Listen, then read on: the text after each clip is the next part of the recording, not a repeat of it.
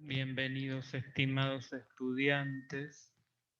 Hoy vamos a seguir con el tema de conjuntos de números. Vamos a ver cada uno de los tipos de números. Inicialmente vamos a ver el sistema de numeración posicional. Vamos a ver un material.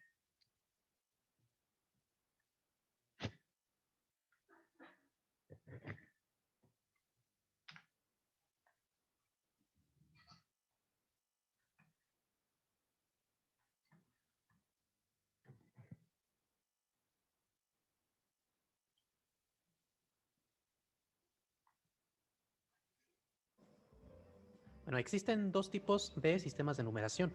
Los sistemas de numeración posicional y los no posicional. Como ejemplos de sistema de numeración posicional tenemos el indoarábigo, que es el que nosotros utilizamos, los números que usamos, el 0, 1, 2, 3, los usuales que conocemos. Tenemos la numeración maya, que es la que vamos a ver el día de hoy. También tenemos la babilónica, el sistema binario, el hexadecimal, etcétera, que esos ya los veremos más adelante. Y tenemos por otro lado los sistemas no posicionales, que por ejemplo están el romano, el egipcio y el griego. Para entender bien la diferencia entre un sistema y otro, voy a hacerlo con un ejemplo. Por ejemplo, el número 531, que en nuestro sistema de numeración indoarábiga lo representamos así, 5, 3, 1. Aquí vean que estamos utilizando tres números, el 5, el 3 y el 1. Pero dependiendo de dónde se encuentra el número, es su valor. Es decir, este 5, por encontrarse hasta acá, hasta la tercera posición, contando de derecha a izquierda, 1, 2, 3, no vale 5, sino que vale 500. Este 3 vale 30. Y este 1, bueno, pues vale 1, que se encuentran las unidades. En cambio, por ejemplo, en un sistema no posicional, como puede ser el sistema griego, este mismo número 531 se representa de esta manera. En el sistema griego se utilizan las letras del alfabeto griego para representar cantidades y se coloca con un acento al final para indicar que se trata de un número y no de una palabra en griego. Este símbolo... Recuerdo que si tienen que hacer alguna consulta, detengo el video y luego continuamos. Estamos haciendo un repaso, aunque este tema es de años anteriores, pero he visto que generalmente no está muy claro. Phi siempre vale 500. El símbolo lambda siempre vale 30. Y alfa siempre vale 1. Entonces ahí tenemos una diferencia porque phi siempre va a valer 500. Independientemente de dónde se encuentre, siempre vale 500. Mientras que este 5, dependiendo de dónde se encuentra, puede valer 5 o 50 o 500 o 5000. Esa es la diferencia entre un sistema de numeración posicional o no posicional. En el posicional tenemos que el número, bueno, pues adquiere su valor dependiendo de la posición. Y en el no posicional, pues siempre tiene el mismo valor, sin importar la posición en la que se encuentre. Para entenderlo un poco más, supongamos que en lugar del 531 escribimos este número. Vean que los números que estamos utilizando son los mismos tres, el 5, el 3 y el 1. Solamente que en este caso están en otro orden. Primero tenemos el 3, el 5 y el 1. Eso hace que este número, aunque tenga los mismos tres símbolos, sea un número completamente distinto. Este número es el 351 y este de arriba es el 531. Aquí en el número de abajo, el 5 vale 50, mientras que arriba vale 500, porque se encuentra una posición más a la izquierda. Si escribimos este número, por ejemplo, este 5 vale 50. Y si tenemos el 5 solo, vale menos, vale 5 unidades. En el sistema griego, este número, phi, siempre vale 500, independientemente de dónde se encuentre. Si lo encontramos, por ejemplo, solo, vale 500. Y si lo encontramos junto con un alfa, como aquí, sigue valiendo 500. Este número es el 500, este es el 501. Entonces vean la diferencia entre el sistema posicional y el no posicional. En el no posicional, los símbolos siempre valen la misma cantidad. Vamos a ver otro ejemplo. Por ejemplo, los números romanos son otro ejemplo de sistema no posicional, porque cada símbolo vale lo mismo siempre, independientemente de dónde se encuentre. Por ejemplo, este símbolo T vale 500 en el sistema romano. D siempre vale 500. Independientemente de dónde lo tengamos, siempre vale eso. La X vale 10 y la Y vale 1. Mientras que otro sistema, por ejemplo, posicional, es el sistema babilónico. En ese sistema tenemos dos símbolos. Este símbolo que es como un triángulo en vertical y este que es horizontal. El horizontal vale 10 y el vertical vale 1. Pero también dependiendo de dónde se encuentra un grupo de símbolos, puede valer más, como en nuestro caso aquí. En nuestro caso, vean que cada símbolo se va multiplicando por 10 conforme nos vamos hacia la izquierda. Este 1, por ejemplo, vale 1, pero este 3 ya no vale 3, vale 3 por 10, que es 30. Y este 5 no vale 5, sino que vale 5 por 10 por 10, porque está a 3 posiciones a la izquierda. Bueno, algo similar ocurre con el babilónico, solo que en este caso se multiplica por 60. Este grupo que está hasta la derecha vale exactamente lo que aquí dice. Cada uno de estos vale 10. Entonces tenemos 10, 20, 30, 40, 50. Este de aquí es 1, así que este grupito vale 51. Y acá tenemos otro grupo más a la izquierda. Cada uno de estos triangulitos, como les mencionaba, vale 1. Entonces tenemos aquí 8 de estos. Pero estos 8 no valen 8 unidades, sino que valen 8 por 60, porque se encuentra una posición más a la izquierda. 8 por 60 da 480, más 51 nos da 531. Bueno, esto lo vamos a entender más adelante cuando ya les explique bien el sistema babilónico, pero por el momento quería distinguir entre posicional y no posicional. Dependiendo de dónde se encuentra un dígito, adquiere un valor en el posicional, mientras que en el no posicional siempre valen lo mismo cada símbolo. Entonces vamos a escribir eso por aquí. En el sistema posicional, el valor del símbolo depende de la posición en la que se encuentre. Mientras que en el no posicional, el valor del símbolo es siempre el mismo. Aunque pueden existir reglas que nos indiquen qué orden deben seguir, eso sí, por ejemplo, en el griego, no vamos a escribir primero lambda y luego phi, porque lambda vale menos que phi. Entonces en el griego se suele escribir en orden. Primero las centenas, luego las decenas y luego las unidades. Lo mismo en el romano. No podemos primero escribir, por ejemplo, una I, luego una D, luego una X, luego otra I. No, tenemos que hacerlo en un determinado orden. Tenemos que seguir unas reglas. Pero el símbolo siempre vale lo mismo. A ver, vamos a ver comentarios por aquí. A ver, matemático urbano dice. Bueno, vamos a ver entonces otro material. Vemos que el sistema con el que nosotros trabajamos es un sistema posicional, es decir, que la posición del carácter va a determinar su valor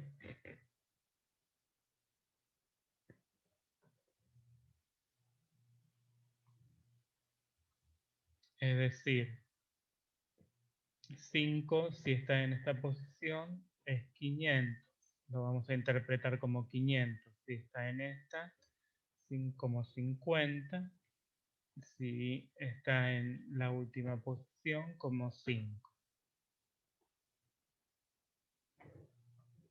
A diferencia de los otros sistemas de numeración, vamos a continuar, vamos a ver otro material acerca de los sistemas de numeración.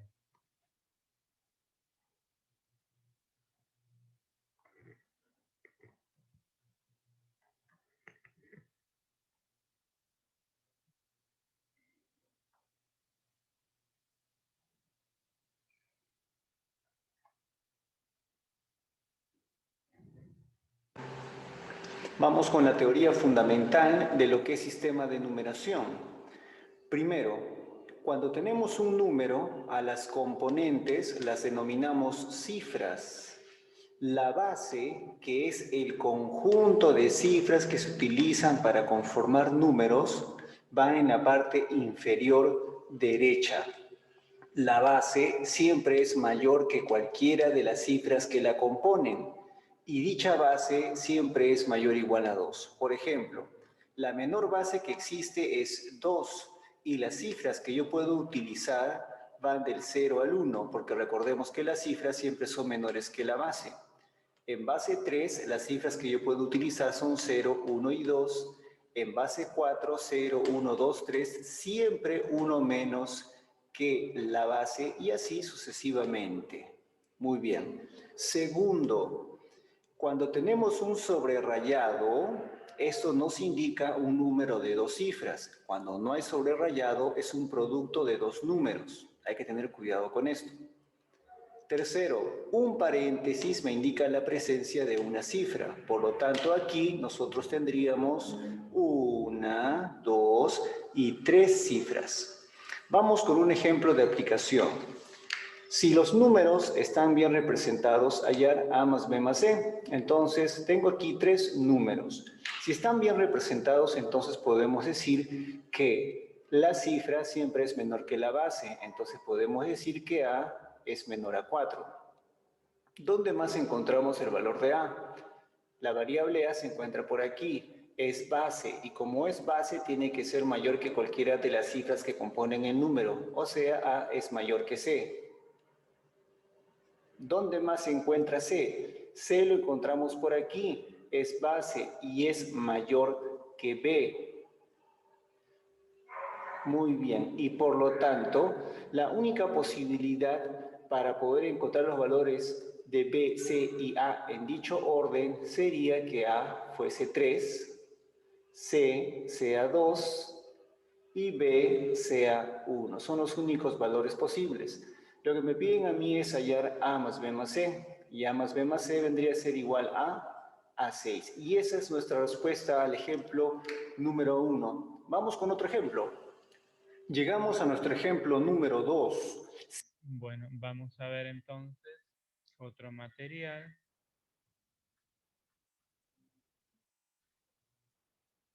Sobre los sistemas de numeración.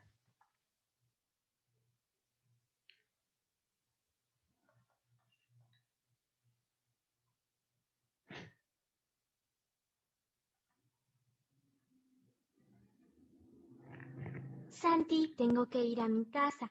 Mi mamá me dijo que vuelva a las 6. ¿Qué hora es? No sé, Lu. Fíjate el reloj. Tu reloj no tiene números, Santi. Sí que tienen. No, te digo que no. Tiene unas letras I, también tiene unas X y unas B corta. Es verdad, lo había olvidado. Son números romanos. ¿Números romanos? Sí, Lu, son como nuestros números, pero distintos. Yo nunca había escuchado que hubiera otros números distintos a los nuestros. Y hay más. Los egipcios, los mayas y los incas también tenían sus números. ¿Recuerdas? Esto lo explicó la maestra en clase. Vamos, dime la hora.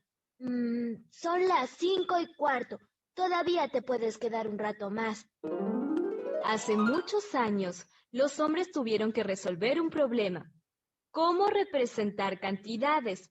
Era importante saber, por ejemplo, cuántos eran en el grupo o cuántas armas tenían. Más tarde, se volvió importante contar la cantidad de bienes que tenían, como por ejemplo, las ovejas de las que era dueño un pastor. ¿Cómo se les ocurre que podrían haberlo hecho? Pues lo anotaban. En ese entonces, no existían los números como los conocemos hoy. ¿Y entonces? A algunos se les ocurrió hacer marcas en las piedras o en un hueso o madera por cada oveja que tenían, pero había un problema. ¿Cuál? Imagínense lo que pasaba cuando tenían muchas ovejas. Y tendrían que poner muchas marcas. Claro, ¿no les parece que habrá llegado un momento en que se hizo imposible hacer tantas marcas?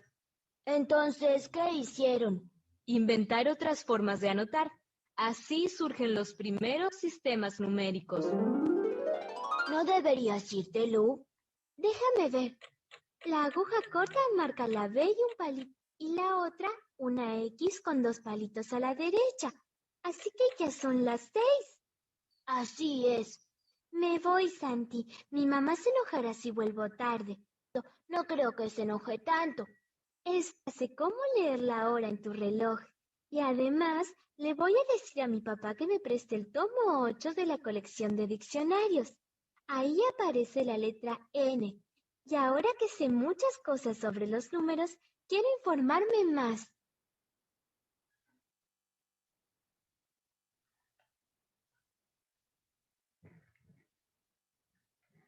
Bueno, entonces vemos que los números surgen,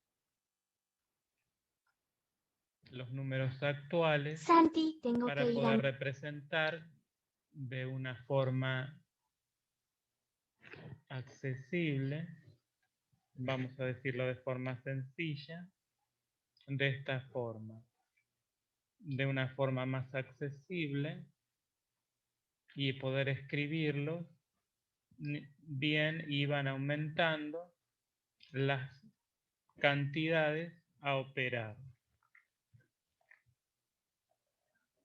Los números que entonces conocemos actualmente no fueron los primeros números, o no fueron las primeras abstracciones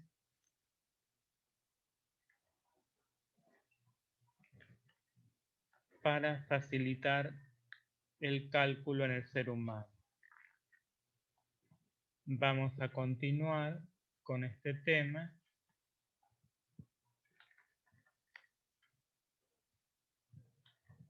Con este clima no podemos salir a jugar. Abuelo, ¿por qué no nos cuentas una historia? Mis niños, hoy les contaré un poco de la historia de nuestra familia. Hace miles de años, los seres humanos tenían la necesidad de construir casas, saber cuántos animales tenían, medir distancias o saber cuánto duraban las estaciones. Ellos anotaban con marcas en sus cuevas la cantidad de objetos que les pertenecían, pero llegaron a tener tantos objetos que se les ocurrió inventar los símbolos.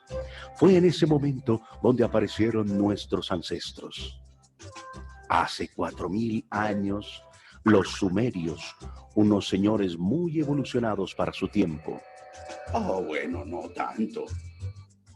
Mucho mejor, usaban piedras para representar cantidades. Por ejemplo, una alargada para representar el 1, una redonda para el 10 y una alargada y grande para el 60. Otra civilización muy importante fue la de los babilonios. Ellos utilizaban estos símbolos para representar el 1 y el 10. Representaban otras cantidades combinando estos símbolos, como por ejemplo, esta era la representación del 19. Pero estas representaciones no eran deseadas solamente por los babilonios. También los egipcios usaban objetos de la vida cotidiana para representar cantidades. Por ejemplo, este era el número 19. Pasando de Egipto a Roma, observamos que los romanos también utilizaron símbolos para contar, pero algo innovador y sumamente importante fue tener en cuenta la posición en que estos se ubicaban. Por ejemplo, para representar 5 unidades, utilizaban el símbolo, pero para representar el número 4, colocaban antes del 5 un 1, es decir, le restaban 1, así tenían 4 unidades. Otras cantidades eran el número 10, que simbolizaban así, o 50, que representaban con el símbolo. Lo que les he contado, mis pequeños, fue lo que sucedió en lo que ahora conocemos como los continentes de África y Europa. Pero se preguntarán si existió algún sistema de conteo en nuestro continente América. Claro que sí. Aquí habitaban varias tribus indígenas y, por ejemplo, los incas utilizaban cuerdas con nudos para poder contar. Lo hacían variando la longitud de las cuerdas y la cantidad de nudos.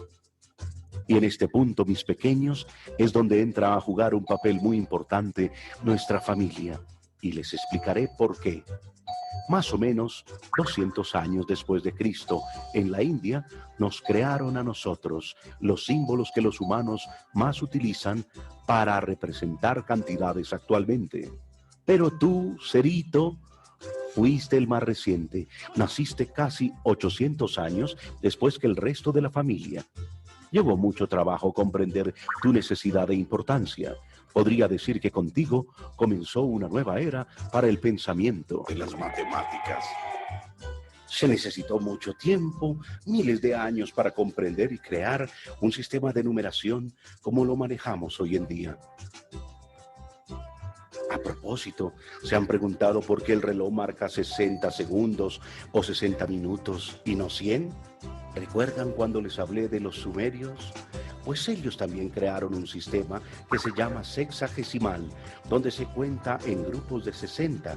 Por eso tenemos 60 minutos en una hora. Ahora miremos un objeto que usamos como juguete, el ábaco. En el ábaco se contaba en grupos de 10. Esto se conoce como un sistema en base 10 y fue inventado por los chinos.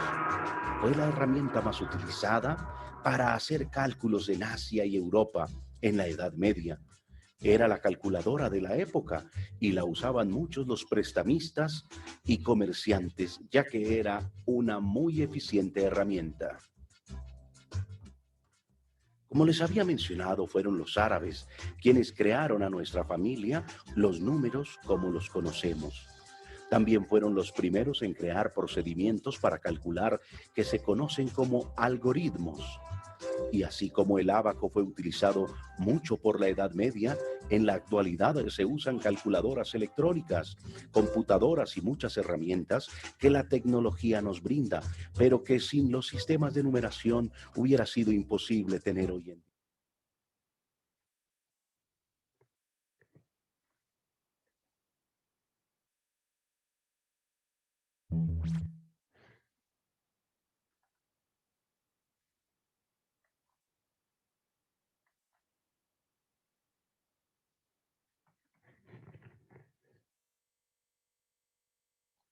Vamos a ver entonces ahora un material acerca de los números enteros, que es uno de los tipos de números o conjuntos de números que habíamos visto la clase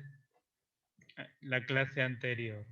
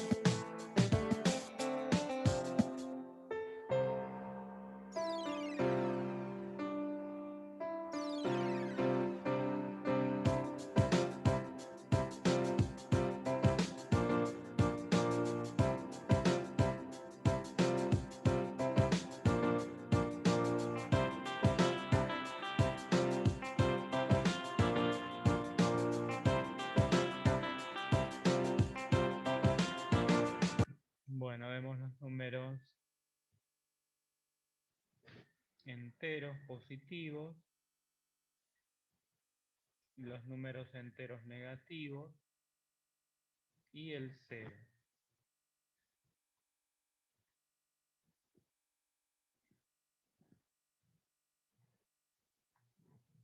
Es decir, cuando tenemos temperaturas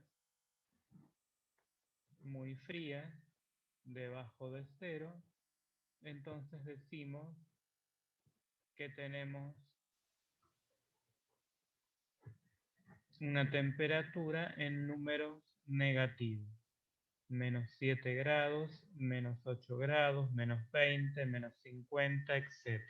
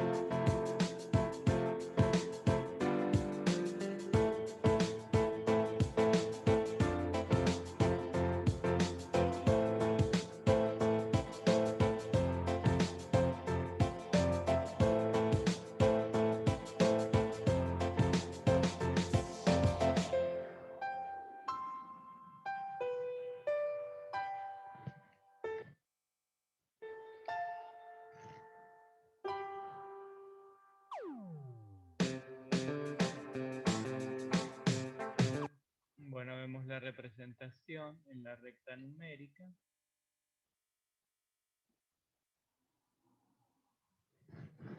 Los números negativos, desde del 0 hacia la izquierda, al infinito. Los números negativos del 0 hacia la derecha, de 0 a infinito, los números positivos.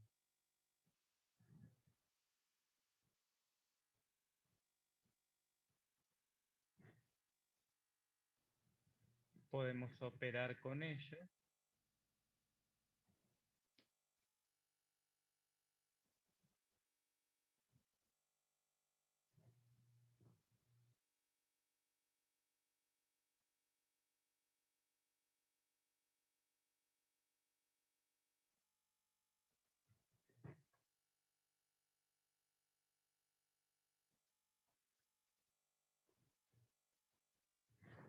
Vamos a ver otro material acerca de los números enteros.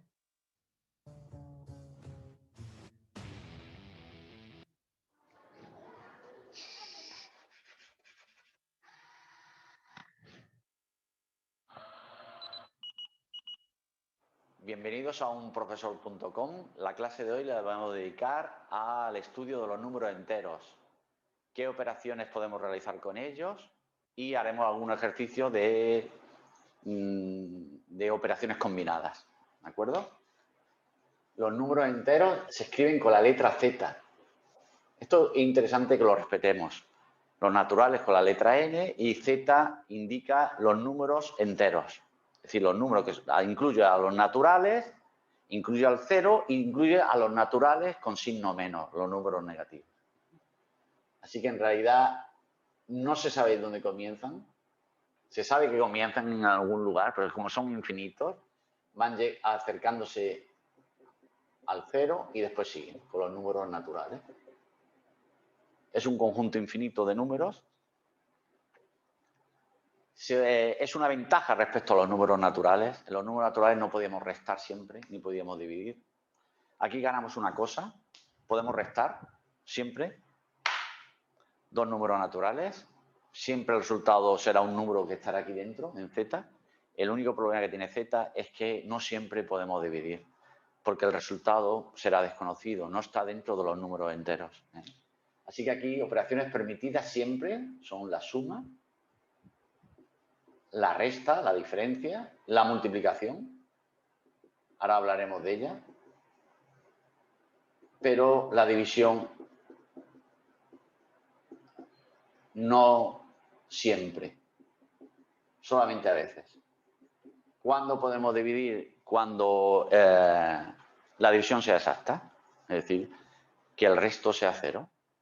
Que en el algoritmo de Eratóstenes, el algoritmo de la división, el residuo, la resta, sea 0. Si sumamos dos números enteros, nos sale un número entero. Si restamos dos números enteros, sale un número entero. Si multiplicamos dos números enteros, sale un número entero. Pero cuando lo dividimos, no siempre sale un número entero. ¿De acuerdo? Una curiosidad. Las ecuaciones donde las soluciones son números enteros se llaman ecuaciones diofánticas. En honor a Diofanto de Alejandrías, que fue el primero que investigó y trabajó sobre este tipo de soluciones. Son aquellas ecuaciones donde salen varias soluciones, desechamos las que tienen decimales, porque si estamos hablando, por ejemplo, el número de unidades de un conjunto, no puede ser una fracción. O si hablamos de una temperatura, pues que tenga parte entera. ¿Qué? ¿Todavía sigues buscando ayuda en matemáticas en canales de YouTube? Los videos del 2006... Pues no podemos hablar de parte decimal. Solamente cogemos las soluciones enteras. Sobre la resta, importante. Cuando sumamos dos números, pueden ser estos positivos o negativos. El 2 más 8 no hay problema, da 10. Pero el 2 más menos 8, o el menos 2 más 8, o el menos 2 menos 8. Estas son las 4 posibilidades. Los dos son positivos, uno de los dos es negativo y los dos son negativos. Esto es importante porque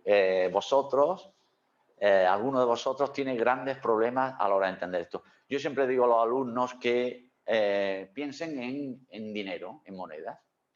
Tengo 2 euros y tengo 8, pues al sumarlo se pueden sumar y tengo 10 euros. Aquí tengo 2 euros, pero debo 8. ¿Cómo queda la cosa? Al final debes, pues va a ser que debes. Puedes pagar estos 2 euros, se los puedes pagar a quien le debes y 6. Debes 6 euros, ¿vale? En cambio aquí debes 2 euros y tienes 8, pues dos de estos 8 lo puedes pagarlos y la deuda queda cancelada y te queda más 6. Que se puede escribir también 6 simplemente. Y aquí tienes 2 euros, le debes a alguien 2 euros, le debes a alguien 8 euros, va a ser que debes bastante, debes 10. Alguno de vosotros quita el sí. No, este menos tiene que aparecer para indicar que debes. No seáis tan listos, tan astutos para indicar que si le quitáis esto, o sea, debes 2 y debes 8, al final tienes 10 euros, no va a ser que no. No os paséis, que no es así. Esto es la suma y la resta. No lo confundáis con la multiplicación y la división. Otra cosa sería 2 por 8. 2 por menos 8. Este punto es vital. ¿Veis que aquí este punto no aparece para nada? Aquí es menos 2 por 8 y menos 2 por menos 8. Fijaros, yo siempre para indicar los números negativos los pongo entre paréntesis. Hay gente que no los pone. Yo, para evitar problemas, pues lo pongo siempre. En 2 veces 8, pues son 16. Aquí lo que tenéis que contar, los signos, ¿cuántos signos negativos hay? Si miráis a la hora de multiplicar y dividir igual. Aquí solamente hay un signo negativo. Siempre que haya un número impar de signos negativos, un signo negativo, 3 signos negativos, 5 signos negativos, el resultado es negativo. Y después 16. Aquí igual hay un signo negativo, pues menos 16. Y aquí hay un número par, 2, pues saldrá 16, positivo. Que se puede poner así. Espera. Hablar inglés en solo 5 minutos al día o en tan solo 3 meses, todo falso. Que no te... 16, Si quisiera multiplicar 3 menos 2 por menos 3 por menos 5, contamos signos negativos. 3 es impar, solución negativa. Ahora multiplicamos los números. 2 por 3, 6 por 5, 30. No lo confundáis con menos 2, menos 3, menos 5. Aquí debo 2, debo 3, debo 5, pues será debo 2, debo 5, 10. Debo 10 euros, ¿vale? Que es diferente multiplicar que sumar o restar números enteros. Si queremos dividir, igual. 8 dividido entre 2, que también se puede poner así, 8 entre 2, pues sale 4. Si fuera 8 dividido entre menos 2, que también se puede poner 8 entre menos 2, igual que en la multiplicación. En la multiplicación de dividido contamos cuántos signos negativos hay, 1, pues, y ahora 8 entre 2, 4. Si fuera menos 8 dividido entre menos 2, que también se puede poner así, contamos cuántos signos negativos hay, 2. 2 es par, positivo. 8 entre 2, 4. ¿De acuerdo? Esto es importante que lo tengáis en cuenta. Sobre las operaciones combinadas. Las operaciones combinadas son operaciones donde aparece suma, resta, multiplicaciones, divisiones, incluso potencias. Recordad las potencias. A elevado a n por b elevado a n, pues sería a por b elevado a n. Si fuera a elevado a n por a elevado a n, pues se suman los exponentes. ¿De acuerdo? Y si fuera a elevado a n entre a elevado a m, al exponente de arriba le restas el exponente de abajo. Y a elevado a n elevado a m, lo que se hace es multiplicar los exponentes. N por m. ¿De acuerdo? Muy bien. Estas propiedades de las potencias se aplican tanto si las bases son números positivos como negativos. Y el exponente siempre ha de ser un número entero, no fraccionario. ¿De acuerdo? La única salvedad, recordaros que a elevado a menos n es 1 partido por a elevado a n. Es decir, 8 elevado a menos 3 sería 1 partido por 8 elevado a 3. Que sería 8 por 8 por 8. ¿De acuerdo? Que sería 512, si no me equivoco. 1 partido por 512. En las operaciones combinadas, acordaros de que, por ejemplo, si tú quieres, tienes 2 menos 3 por... Aparecen ahora signos suma, resta, multiplicación y divisiones, paréntesis, corchetes, 4 dividido por 2 menos 3 que multiplica a 7 menos 9. Por ejemplo, esto de aquí. La norma siempre hay una jerarquía en las operaciones. Primero hacer los paréntesis, menos 2, después el corchete. Dentro del corchete hay una división y una multiplicación, pues de izquierda a derecha. No hay mancha que se resista al nuevo Ala líquido para diluir. ¿Te animás a probarlo? Espera, si aún no puedes hablar inglés, debes ver este video. Mi nombre es Kale Anders y yo soy coach de inglés para millones. Multiplicaciones y divisiones y la suma y la resta al final. Aquí va a quedar 2 menos 3 por, hacemos esta división, 2, y multiplicamos menos 3 por menos 2. Acordaros, menos 3 o menos 2 por menos 3, es lo mismo. Esto es más 6. ¿De acuerdo? Esto es 8. Podemos poner corchete o paréntesis. Menos 24. Y acordaros de esto de arriba. Tengo 2 euros, debo 24. Pago 2 euros y sigo debiendo 22 euros. Creo que con esto, si lo repasáis y lo miráis, acordaros de la jerarquía de las operaciones. Espero que os haya servido de ayuda este vídeo. Encantado. Bueno, entonces recordamos las operaciones en el producto, sustracción y adición con números enteros. Aquí vemos algunas propiedades sobre la potenciación. Vamos a continuar entonces, vimos a modo de repaso este material, vamos a continuar viendo otro material, también a modo de repaso, sobre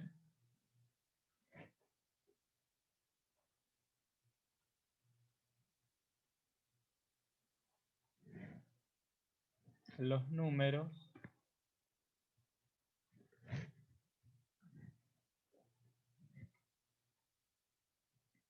vamos a ver sobre los números racionales.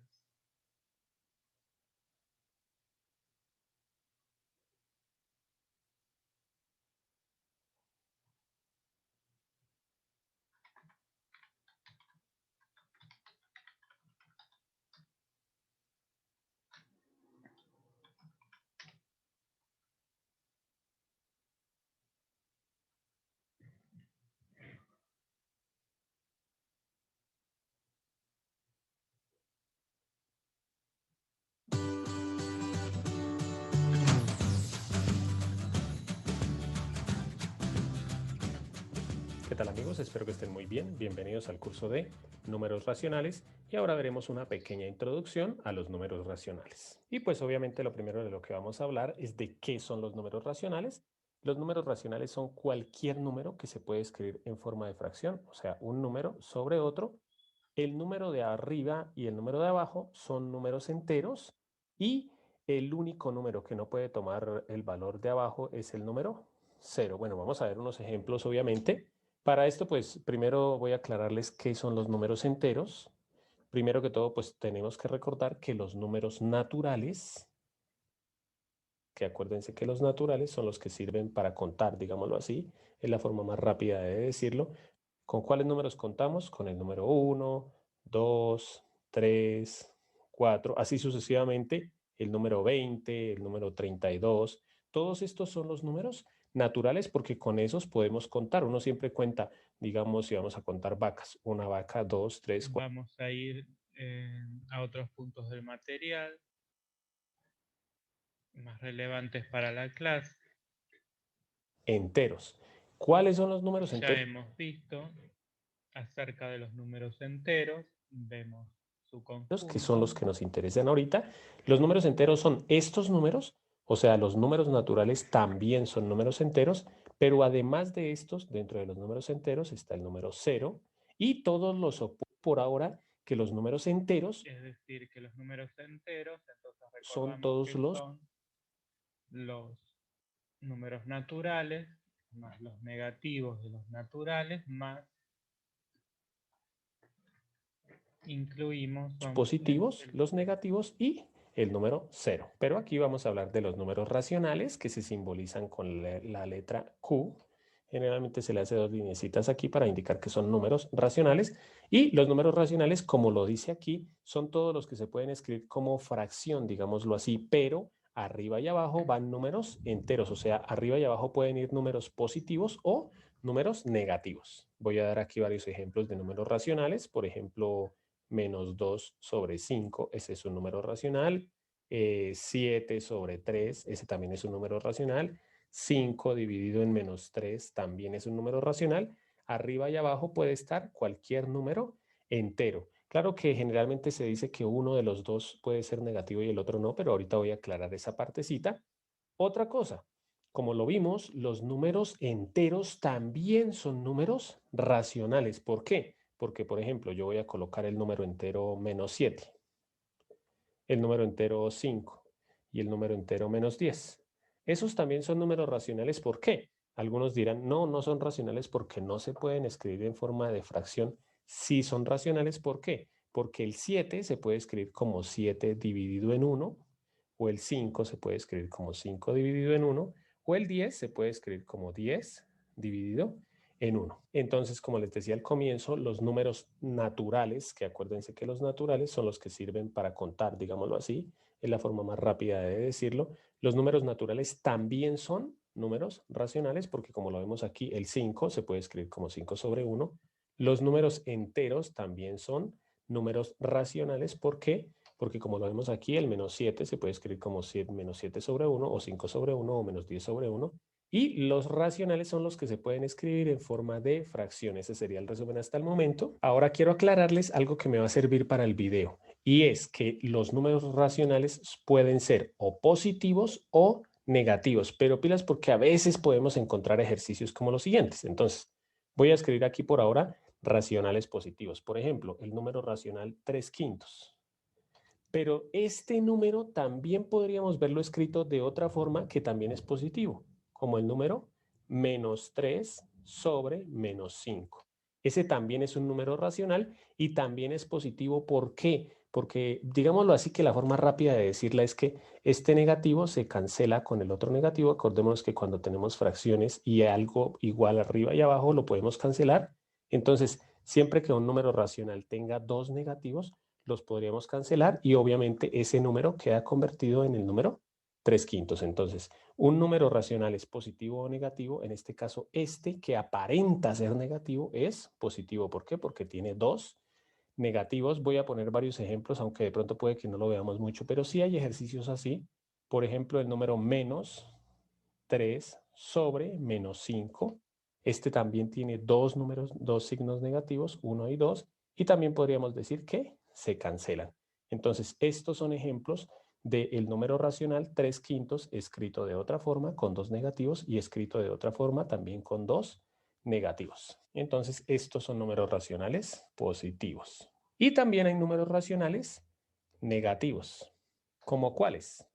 Como voy a colocar el mismo 3/5, pero ya lo voy a colocar así, menos 3/5. ¿Por qué es negativo? Porque solamente tiene un negativo, o también lo puedo escribir con el negativo abajo, 3/5, pero con el negativo abajo son exactamente lo mismo, o menos 3/5 con el negativo ni con el 3 ni con el 5, pero atrás de la fracción, y estos tres números son exactamente lo mismo. ¿Por qué? Porque son negativos. Entonces, una recomendación para los demás videos, para cuando vayamos a hacer operaciones, es que generalmente cuando el negativo está abajo o atrás, generalmente simplemente lo que hacemos es borrarlo y escribirlo arriba, porque esta sería la mejor presentación de un racional negativo. Y si llegamos a encontrar, por ejemplo, voy a exagerar, digámoslo así, si llegamos a encontrar un número como menos 3 sobre menos 5, exagerando como les digo, pero podríamos llegar a encontrar un ejemplo así. Este número también es negativo. ¿Por qué? Porque, pues, digámoslo así, que eliminamos estos dos negativos y queda negativo. O sea, podríamos hacerlo de aquí, pero solamente podemos eliminar estos dos negativos y como queda con un solo negativo es negativo. O también podríamos decir que multiplicamos todos esos signos, o sea, menos por menos, que es más, y por menos, que es menos. O sea, todos estos signos al final me dieron negativo. No coloqué por aquí ningún positivo porque pues sería lo mismo. Si aquí tiene un positivo, por el hecho de tener un negativo, pues más por menos es menos. O si tuviera aquí un positivo, menos por más es menos. O si tuviera el positivo atrás, más, que esto sí lo vamos a ver en ejercicios, más por menos es menos. Entonces, con el positivo no habría mucho problema. De lo que nos fijamos para saber si es positivo o negativo es de los signos negativos que tenga el número. Bueno, amigos, espero que les haya gustado la clase. Bueno, entonces vamos a ver otro de los tipos de números que forman parte del conjunto, de los conjuntos de números.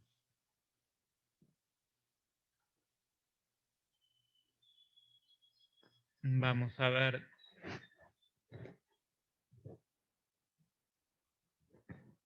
qué son los números irracionales. Si vas a sacar una foto del dormitorio, que no se vea el comedor.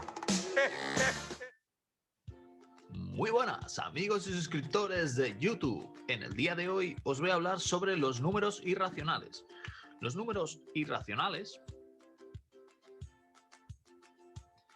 pues son aquellos números que no se pueden escribir como una fracción de números enteros. Es decir, todos los números reales que no son racionales, ¿vale? ¿Esto cómo lo expresamos? Pues lo expresamos de la siguiente manera. Son todos los números reales que no pertenecen a los números racionales, ¿vale? Esto parece un poco complicado, pero ahora lo vais a ver muy claro. Si os interesa, pues también tenéis otro vídeo que os hablo sobre los números racionales y os recomiendo que lo veáis. Bien, imaginaos que tenéis un número como el siguiente. Imaginaos que tenéis 0,666, etc. Vemos que existe un patrón que es que el número 6 se repite todo el rato. En este caso nosotros sabemos que es 2/3 este número, bueno, porque ya lo sabíamos. Por lo tanto, este número es un número racional, ¿vale? ¿Qué ocurre si, por ejemplo, tenéis el 2,636363 y así sucesivamente? Queremos ver si este número es racional o no. Por lo tanto, vamos a aplicar una serie de truquitos para transformar esto. Si a este número le llamamos x y multiplicamos este número por 100, sabremos que 100x pues será igual a, simplemente tenéis que hacer 263,6363 63. ¿Vale? Lo único que hemos hecho ha sido desplazar la coma 2 posiciones porque lo hemos multiplicado por 100. ¿Qué pasa si ahora restáis este número menos este? Pues os queda que la resta os va a quedar 100x menos x son 99x. ¿Vale? Y si restáis 263,6363 menos 2,636363, pues 263, que es la parte entera, le restamos 2, con lo cual nos queda 261. Y en los decimales, pues no nos va a quedar exactamente nada, porque son exactamente los mismos todo el rato, por lo tanto nos va a quedar así. Por lo que x sabremos que es 261 partido por 99. Como estamos viendo, hemos obtenido un número decimal con decimales que son periódicos, es decir, que hay un patrón que se repite siempre, y hemos conseguido expresarlo como una fracción. Por lo tanto, este es un número racional. Pero, ¿qué ocurre? Que a veces los decimales pues, no siguen ningún patrón determinado. Como es el caso de, por ejemplo, raíz de 2, que es 1,414213. Si vosotros queréis mirar todos los decimales, vais a ver que no existe ningún patrón. Por lo tanto, va a ser muy difícil, por no decir imposible, que podáis obtener este número mediante una fracción. Luego está el número pi, que es 3,1415,9, etcétera, que muchos de vosotros ya lo conocéis, y existen infinitos decimales y no se conoce ningún patrón para describir este número como una fracción. ¿Vale? Por lo tanto, también es un número irracional. Otro número irracional también sería el número e, que es 2,7182, etcétera. Otro sería el número áureo, también conocido como phi, que sería 1 más la raíz de 5 partido por 2. Pero, ¿qué ocurre? Bueno, si os fijáis y calculáis la raíz de 5 ya os sale que es un número irracional. Entonces, si le sumáis 1 y lo dividís entre 2, probablemente ya va a ser seguro otro número irracional, ¿vale? Esto después es 1,6180, etc. Bien, ¿cuál diríais que fue el precursor de los números irracionales? Pues en la época de Pitágoras, en la escuela pitagórica, existía un alumno que se llamaba Hippaso.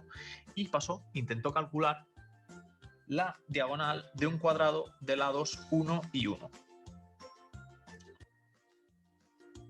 Tenía un cuadrado de 1 y 1 y quería saber cuál era esta diagonal. Si a esta diagonal le llamáis h, sabéis que por el propio teorema de Pitágoras, h al cuadrado es igual a cateto al cuadrado más cateto al cuadrado. Entonces, h al cuadrado será igual a 1 al cuadrado más 1 al cuadrado, por lo que h será igual a la raíz cuadrada de 2. Bueno, es decir, el teorema de Pitágoras, la suma de los cuadrados de los catetos es igual al cuadrado de la hipotenusa, o de h, en este caso.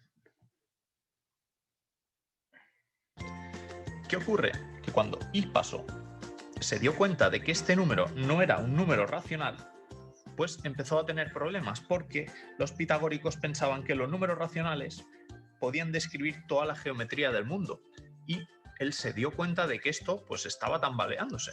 De alguna manera estaba poniendo en duda todos los cimientos de la escuela pitagórica. No sabemos qué ocurrió después, lo que sí que sabemos es que su descubrimiento implicó su muerte. O sea que imaginaros la historia que hubo detrás. Bien, espero que este vídeo os haya aclarado las dudas sobre los números. Bueno, entonces vamos a ver otro de los números que forma parte del conjunto de números.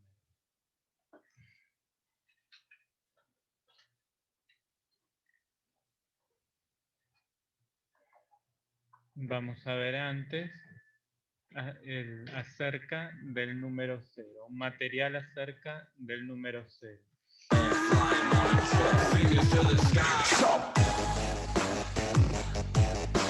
El cero es un número importantísimo. Sin el concepto que representa y en el que se unen varias propiedades muy importantes, las matemáticas no serían lo que son. Cualquiera que quiera hacer matemáticas necesita el cero. Pero lograr dar con este circulito no fue sencillo. Nosotros lo vemos como algo muy natural, pero ¿quién inventó el cero? Hoy te lo cuento.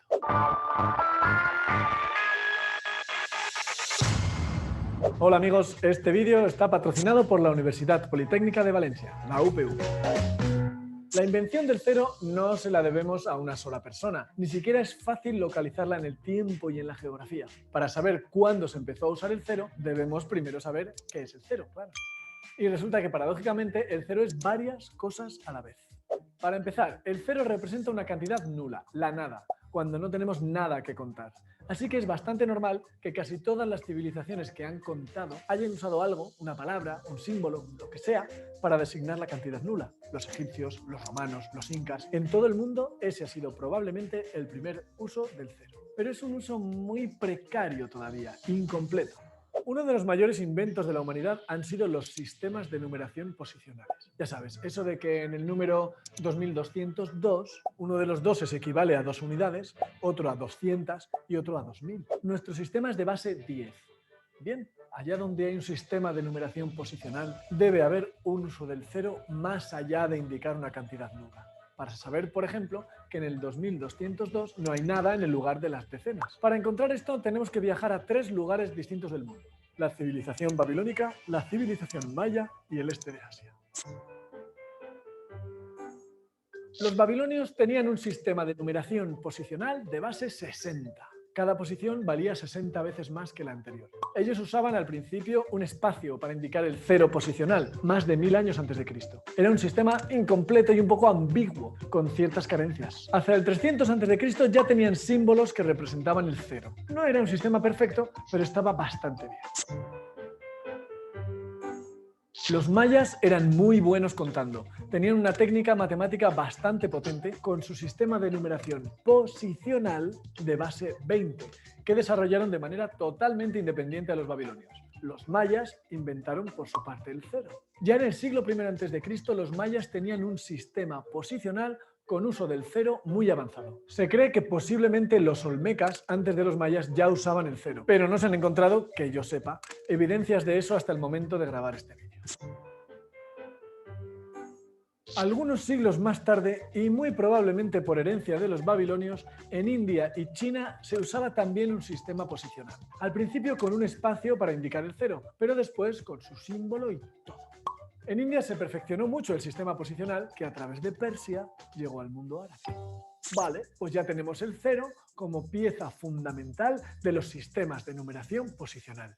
Bien por los babilonios y bien por los mayas. Pero el cero es algo más. Es un número sometido a las reglas de las operaciones como el resto de los números. No solo nos ayuda a contar con esos sistemas posicionales. El cero debía entrar en la aritmética y eso ocurrió en India en el siglo VII de nuestra era, de la mano de Brahmagupta. Brahmagupta incluyó el cero en las operaciones con números positivos y negativos, en igualdad de condiciones. El cero alcanzó la categoría de número, más allá de ser un mero símbolo para mantener el sistema posicional.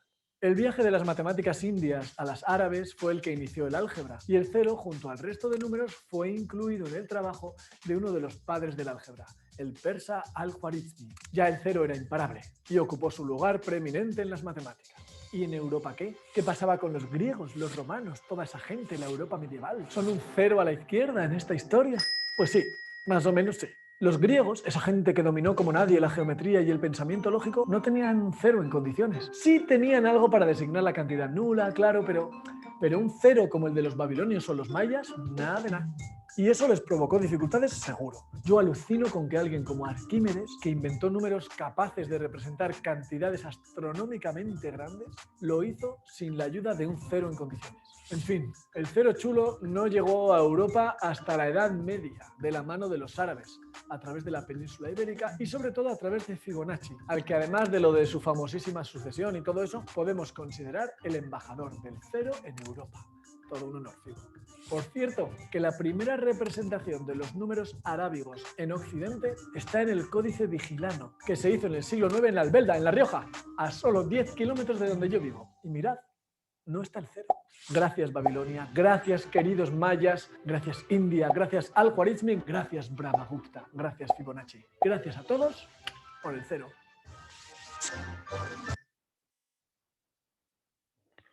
Bueno, entonces les va a quedar como tarea realizar un esquema de conjuntos y colocar los diferentes tipos de números que hemos visto según corresponda en cada uno.